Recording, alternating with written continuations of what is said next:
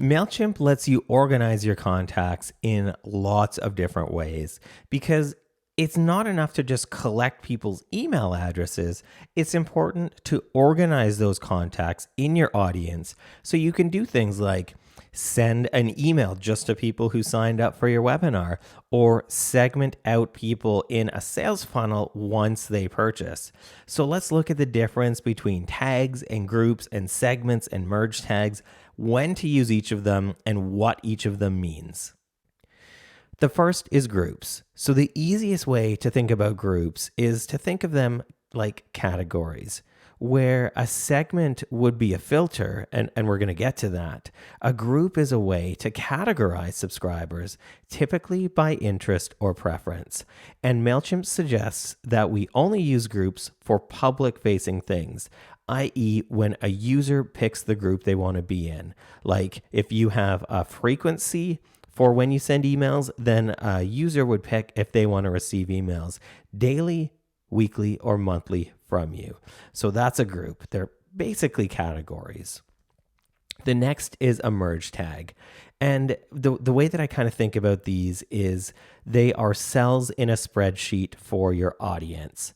So you already actually track merge tags, and that's things like email address or name. Those are merge tags on your mailing list.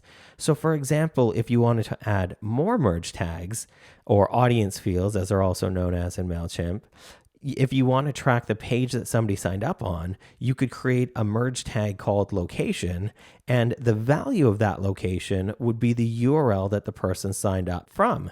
So for example, if you want to track the page somebody signs up on, you might create a merge tag called location and populate the value with the URL of the page that they signed up on. And you would do that by adding a hidden merge tag to your form with that data. So that's merge tags. They're basically cells on a spreadsheet that help you track more information about each contact. Segmenting is a way of filtering your subscribers based on what you know about them.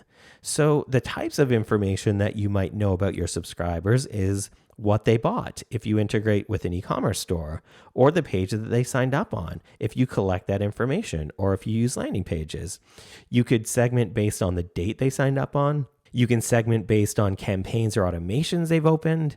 You can segment based on what they filled out in surveys or polls, and so much more. So segments are filters that you can apply to your mailing list and to your contacts.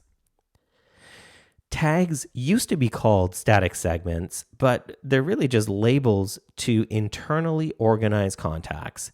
So they're built for your own internal organization. So if you want your contacts to self-select an interest or category themselves, that's what groups are for. If you want to internally apply data to each contact based on certain parameters, that's when you use tags. And luckily, Mailchimp is adding more and more tag functionality, like the ability to tag users if they signed up on a specific landing page, or the ability to tag users as a post-sending action to an automation. So tags are pretty awesome. If you have an audience, you already have access to pre-built segments, so ready-made filters that help you make sense of and use patterns in your data, like who opened your most recent campaigns, who bought from you, even who signed up from a specific place on your site or landing page. So you can use groups, merge tags, tag segments to send specific campaigns to specific people, or to filter specific people out of automations. And there's a lesson on how to do that in the multi-step automation lesson. So segmenting your audience is how you generate more revenue and interest by sending those right emails to the right people at the right time. And the main point and the theme of Chimp Essentials is to set your audience up correctly using these tools to get you the most out of sending emails to your subscribers. So don't create multiple audiences. That was the old way of doing things in Mailchimp, to create tons of lists. Now it's better to create a single audience and then organize it by group, merge tags, tags, segments. And every lesson in this course is a step towards running your mailing list just like this. Thank you so much for watching.